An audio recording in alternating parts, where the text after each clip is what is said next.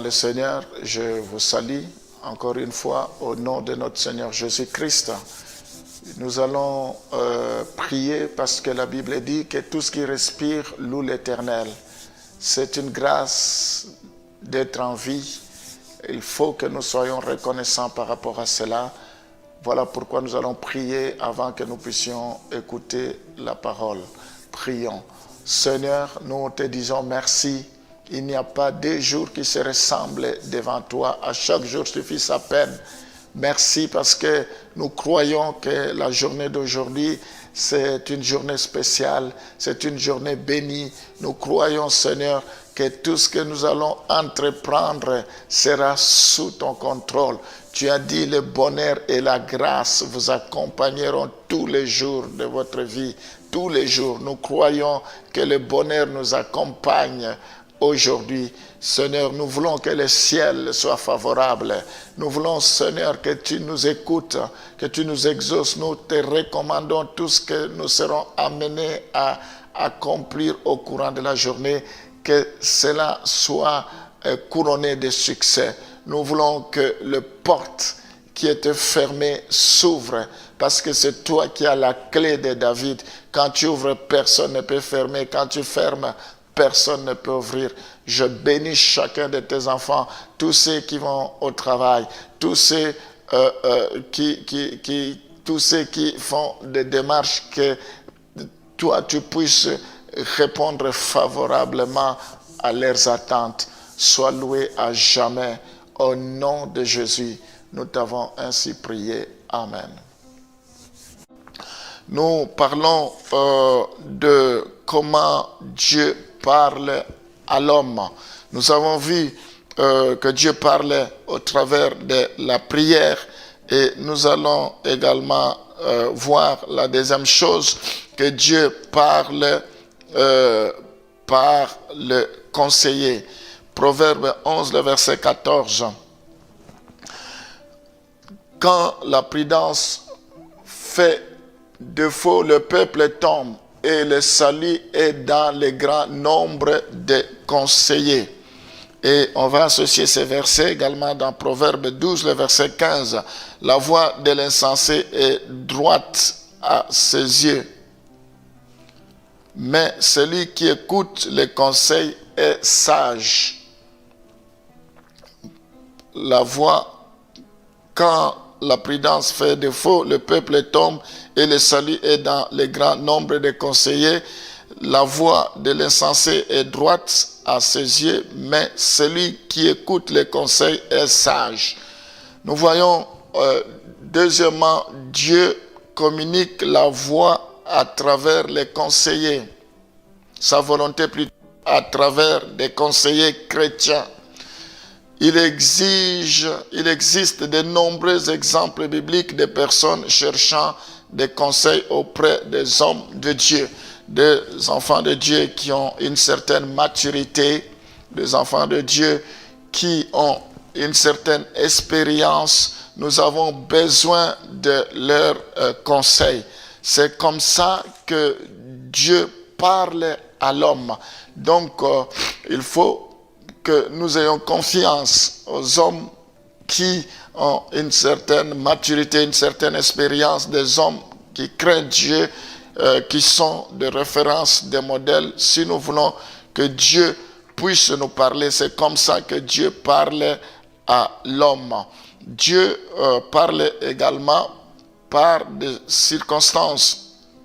Dieu, on va lire Genèse chapitre 45, le verset 5 à 8. Genèse 45, le verset 5 à 8. Maintenant, ne vous affligez pas et ne soyez pas fâchés de m'avertir, de m'avoir vendu pour être conduit ici. Car c'est pour vous sauver la vie que Dieu m'a envoyé devant vous. Voilà 2 ans que la famine est dans le pays, et pendant 5 années encore, il n'y aura ni labour ni moisson. Dieu m'a envoyé devant vous pour vous faire subsister dans le pays et pour vous faire vivre par une grande délivrance. Ce n'est donc pas vous qui m'avez envoyé ici, mais c'est Dieu. Il m'a établi père de Pharaon, maître de toute sa maison et gouverneur de tout le pays d'Égypte. Nous voyons Dieu communique son plan à travers les circonstances. Un excellent exemple de ceci dans l'Ancien Testament est la vie de Joseph enregistrée dans Genèse 37, Genèse 50. Nous voyons donc Genèse 37, chapitre 37 jusqu'au chapitre 50. Nous voyons que le frère de Joseph le vendirent en esclavage en Égypte, mais il a considéré comme étant la direction de Dieu. C'est ce que la Bible nous dit ici. Nous voyons que Dieu parle à l'homme, premièrement par la prière. Ensuite, Dieu parle à l'homme, comme nous venons d'écouter, par les conseillers. Et Dieu parle également à l'homme par des circonstances. Nous voyons ici, ils ont médité le mal contre Joseph, mais Dieu a changé cela en bien. Ici, Joseph dit que Dieu m'a envoyé devant vous pour vous faire subsister dans le pays et pour vous faire vivre par une grande délivrance. Donc, il y avait la famine qui devrait s'abattre. Et Joseph reconnaît que ce n'est donc pas vous qui m'avez envoyé ici, mais c'est Dieu. C'est Dieu qui l'a établi père de Pharaon, maître de toute sa maison et gouverneur de tout le pays d'Égypte. Donc ce passage montre que Dieu est capable de changer de circonstances. Dieu est capable de nous parler derrière des circonstances, derrière des événements. Nous ne devons pas voir toujours derrière les circonstances le diable. Nous ne devons pas voir toujours derrière certaines circonstances l'ennemi. Non, nous devons glorifier Dieu en toutes circonstances parce que Dieu est capable de changer des circonstances négatives pour que ça devienne des circonstances positive.